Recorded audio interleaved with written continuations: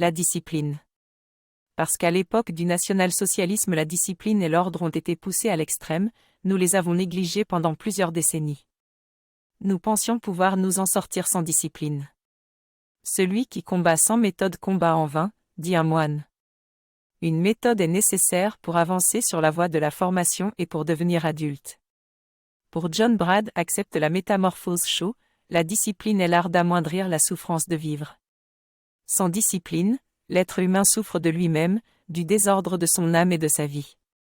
Pour Hildegarde de Bingen, la discipline a pour but de nous conduire à nous réjouir partout et toujours. Dans la discipline, nous apprenons à assumer notre vie plutôt qu'à la subir.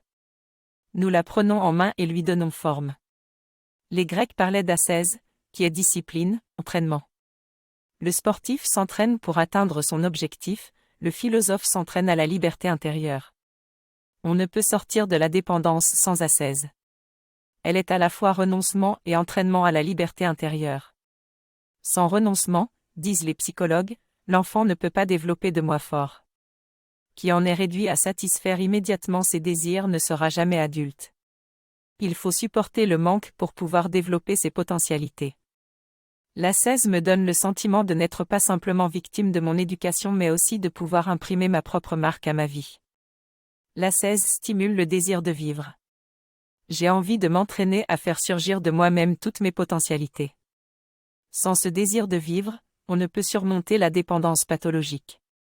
Seul celui qui apprend à différer un désir par l'ascèse peut vraiment jouir de sa réalisation.